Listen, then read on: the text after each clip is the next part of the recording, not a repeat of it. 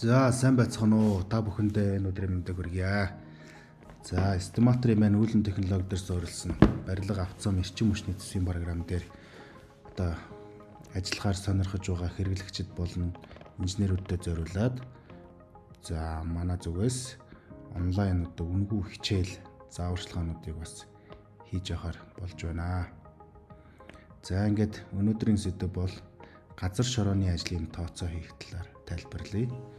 За ерөнхийдөө одоо барилгын ажил төсвийн тооцоо хийхэд бол за зардлын нэлээд хувийг бол газар шорооны ажил эзэлдэг. За энэ дээр газар шорооны ажлын тоо хэмжээг дутуу тооцох, за буруу хөрсөөр тооцсноос болоод барилгын одоо ажлын явцад механизмын зардал ихсэх, за улмаар төсөл бас алдагдлалд орох бас эрсдэл үүсдэг. За тэгэхээр газар шорооны ажлын яагаад газар шорооны ажлаас эхэлж байна гэхээр одоо барилгын ажлын одоо хамгийн үндсэн үе шат суурийн ажил бол газар шорооноос эхлэх ёстой. За энэ дээр бол их олон зүйл хүчин зүйлийг бас нэлээд тооцох шаардлагатай байдаг. За газар шорооны ажлын одоо тооцоо хийхдээ тухайн одоо ажлынхаа одоо төрлийг бас сонгоно. Тэрийг бас таньж мэдэх шаардлагатай. За суурийн ухмал юм уу, эсвэл шороон далын юм уу, за далангийн ухмал, за эсвэл буцаан дүүргэлт бултын ажлын тооцоо хийж гинөө гэдгийг бас нэлээд сайн ялгах шаардлагатай. За тухайн ажлынхаа зураг болон хэмжээсийг ойлгох хэрэгтэй. За үүнд одоо газар шорооны одоо хөрсний ухлахын гүн хэдэд байх юм, ухах талбайн, урт өргөн, за газрын хэмжээ хэдтэй байх юм гэдгийг сайтар тооцно. За энэ дээрээс нь одоо хөрсний ус байгаа мó, за инженер геологийн дүгнэлт дээр одоо хадан хөрстэй юм уу, чулуурхаг хөрстэй юм уу, тэрийг одоо инженер геологийн судалгааны дүгнэлт тайлантай сайтар танилцах хэрэгтэй. Тэгжиж одоо газар шорооны ажлын төсөв хийхдээ бас одоо хүчин зүйлүүдийг босод нөлөөлж болох хүчин зүйлүүдийг тооцох хэрэгтэй байдаг.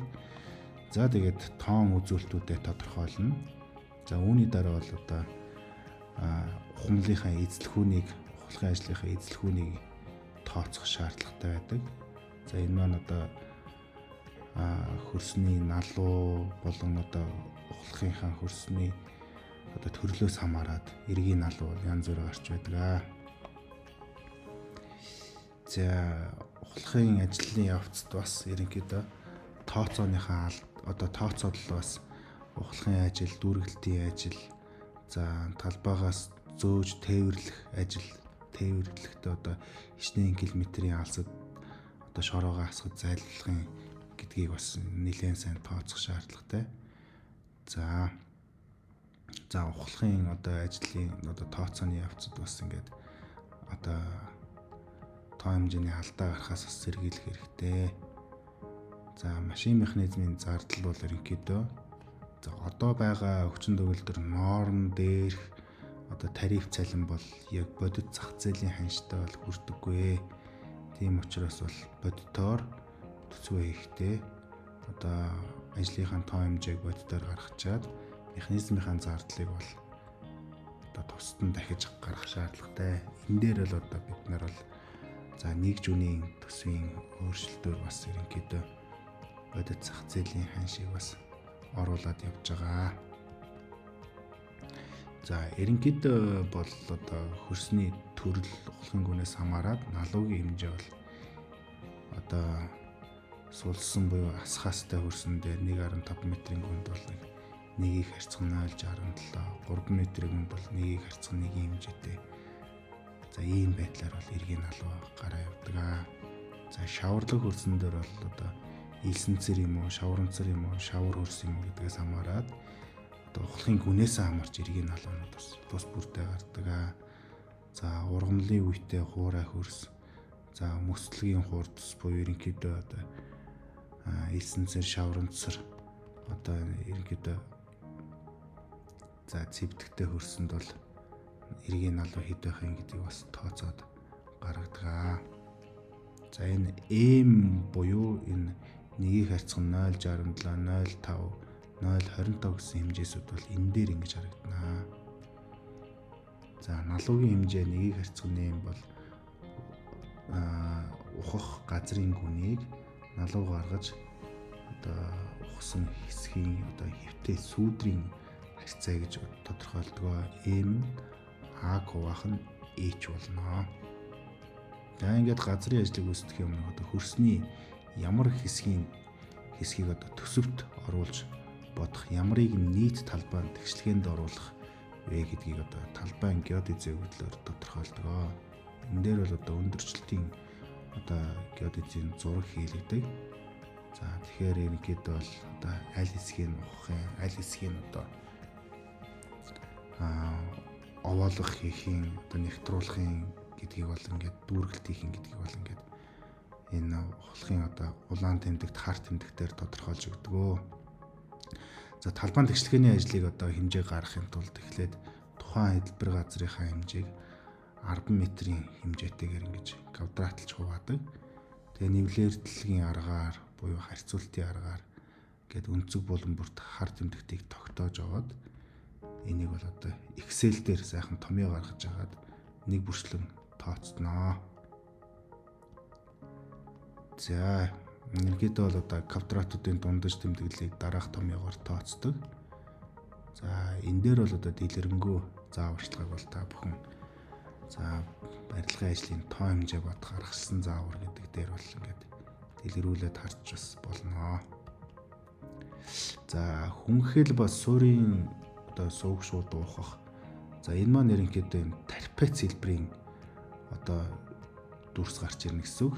Энэний эзлэгүүнийг бас ингэж призмын эзлэгүүний томьёогоор бодно. Өнцгийн пирамидуудын эзлэгүүнийг бас ингээд ийм томьёогоор бодноо.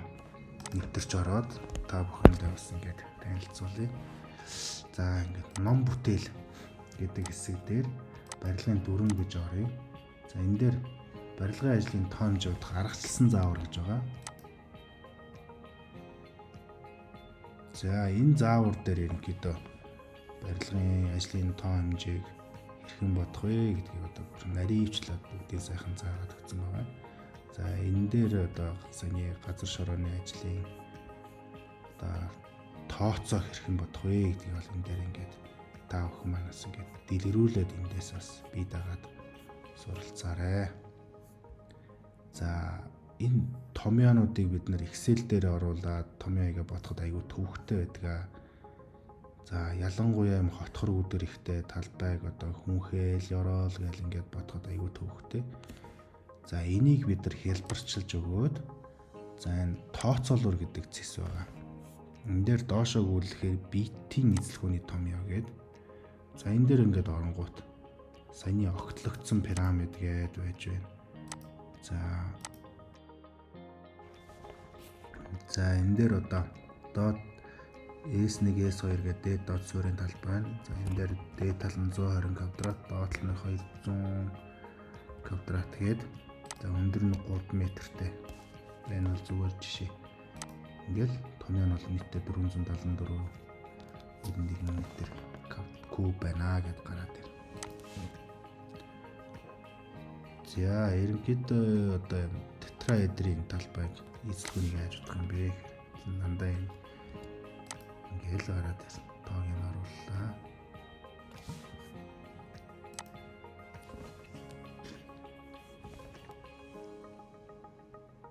За зөв талт. За бүр нарийн ингээд юм бөмбөрцөг сегмент байлаа гэхэд радиус нь 15, өндөр нь 3 таа гэхэд иймэрхүү байдлаар бас одоо нарийн төвөгтэй тооцоход хэцүү дүрсүүдийн талбайг бас энэ дээрээс ингээд тооцоод өгч байгаа. Тэгээ та бүхэн бас энэ зэсийг бас сайтар ашиглаж агаарэ.